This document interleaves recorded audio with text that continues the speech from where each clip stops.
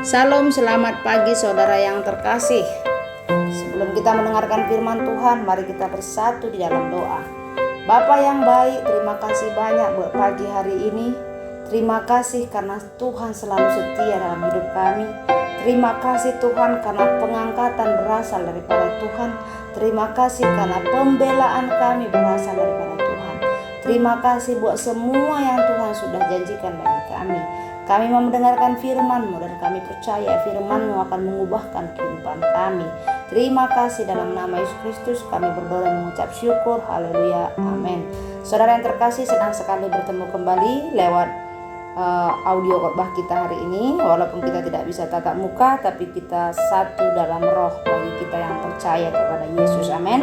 Saudara yang terkasih, hari ini saya akan berbicara tentang rahasia di balik promosi Daud. Saudara, jika saudara ingin membunuh raksasa, maka yang terbaik yang harus Anda ikutin adalah pembunuh raksasa itu sendiri, ya. Saudara tidak bisa membunuh raksasa dengan mengikuti pemotong ayam, ya, seorang pemotong rumput. Tidak, yang harus Anda ikuti adalah pemotong raksasa. Saudara yang terkasih, jika kita ingin terus bertumbuh di dalam Tuhan, jika kita ingin selalu lebih dekat dengan Tuhan, maka kita harus mengikuti siapa yang bisa kita ikuti untuk lebih dekat dengan Tuhan. Salah satu kita belajar dari tokoh Alkitab, yaitu Daud. Saudara yang terkasih, Daud terkenal bukan karena kehebatannya dalam memerangi musuh, tapi ia seringkali diingat bukan karena apa yang dilakukan sama Goliat, tidak, tapi dia paling sering diingat karena hatinya yang besar dan penuh gairah pada Allah. Ya, menjadi bukti bahwa Daud berkenan di hati Allah adalah Alkitab mengatakan ada dua aspek.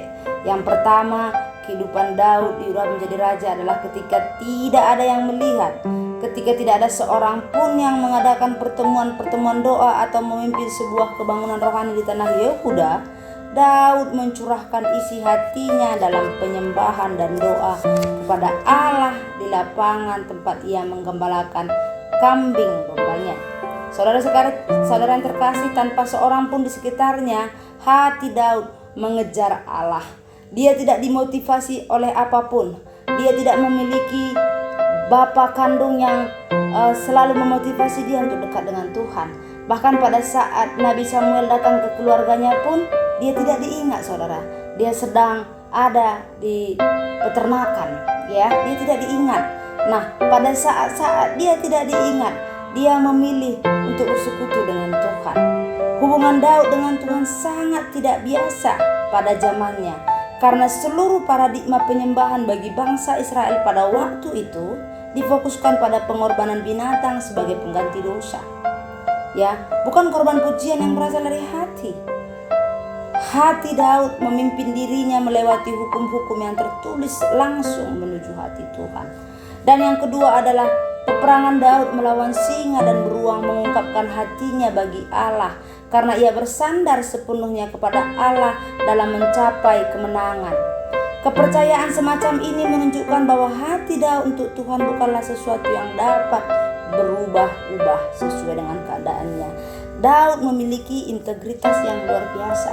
Dalam Kisah Para Rasul 13 ayat 22 mengatakan, setelah Saul disingkirkan, Allah mengangkat Daud menjadi raja. Karena tentang Daud, Allah telah menyatakan, aku telah mendapat Daud bin Isai, seorang yang berkenan di hatiku dan yang melakukan segala kehendakku. Saudara yang terkasih, dari Daud kita bisa belajar siapa dan bagaimana orang yang berkenan di hati Tuhan, yaitu mereka yang melakukan kehendak Tuhan. Daud memiliki integritas yang sangat dahsyat. Ketika peperangan terjadi, ketika dia dikucilkan, ketika dia dilupakan, dia memilih untuk mengejar Tuhan. Saudara yang terkasih, dalam 1 Samuel 17 ayat 37 mengatakan, pula kata Daud, Tuhan yang telah melepaskan aku dari cakar singa dan dari cakar beruang, dia juga akan melepaskan aku dari tangan orang Filistin itu. Kata Saul kepada Daud, pergilah, Tuhan menyertai engkau. Saudara, pada saat itu Daud memilih untuk ingin menyerang, ingin melawan Goliat pada saat itu. Musuh yang sangat besar. Tapi apa yang dia lakukan? Kalau dulu aku ditolong Tuhan dalam membunuh singa dan beruang, Hari ini pun Tuhan akan tolong aku. Dalam kehidupan Daud, dia tidak pernah melupakan Tuhan. Dia tidak mau membanggakan kehebatan yang dia punya. Mungkin Daud memiliki pengalaman dalam beternak, sering dia bertemu dengan binatang buas, tapi bukan pengalaman dia yang menjadi andalan dia. Yang menjadi andalan dia adalah bagaimana Tuhan menolong dia menghadapi binatang buas. Maka hal yang sama, Tuhan akan menolong dia dalam menghadapi Goliat. Saudara yang terkasih, saya tidak tahu apa yang saudara hadapi sekarang. Apakah binatang buas, singa beruang, atau apakah Goliat yang saudara hadapi sekarang?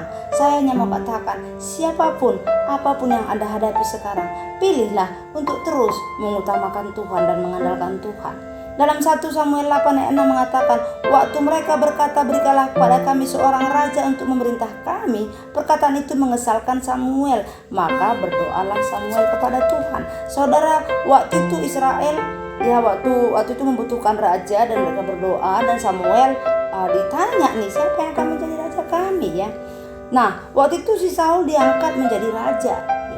Saul diangkat sebagai raja. Saul diberikan kepercayaan dengan sebuah kadar pengurapan untuk memimpin tentara Israel, meraih kemenangan dan menggembalakan bangsanya. Namun tanpa karakter yang kuat yang hanya diperoleh melalui kemenangan atas peperangan pribadi, maka kemenangan demi kemenangan dihadapkan rakyat ini menyingkapkan semua kelemahan hati Saul di hadapan Allah yang tadinya tersembunyi. Kelemahannya itu digabungkan dengan nafsunya yang semakin bertumbuh untuk memperoleh perkenanan manusia. Saudara, saya percaya Saul adalah raja yang hebat juga. Dia juga dipilih. Dia pasti orang pintar. Dia bisa banyak mengalahkan, bahkan mengalahkan beribu-ribuan musuh. Tapi bukan angkanya, tetapi bagaimana karakternya di dalam Tuhan. Bagaimana dia ingin perkenanan dari manusia, yang itu yang membuat dia jatuh. Banyak sekarang, zaman sekarang ini tidak peduli dengan yang namanya karakter. Mereka pikir aku kuat, aku bisa, aku menang berdebat, aku hebat, aku buat bisa begini, aku hebat. Tidak lagi berpikir untuk mengubah karakter. Sementara Tuhan sangat serius dengan karakter kita. Saudara yang terkasih, jika kita ingin bertumbuh di dalam Tuhan, kita harus bertumbuh dalam integritas karakter kita dalam Tuhan. Cara terbaik untuk kita meningkatkan karakter baik dalam diri kita adalah pengenalan kita kepada Tuhan, pertumbuhan kita di dalam Tuhan. Ya, saya percaya sekali orang yang benar-benar mengenal Tuhan dengan baik dan benar, karakternya dirubahkan. Ya, karena kenapa? Tuhan membutuhkan hati.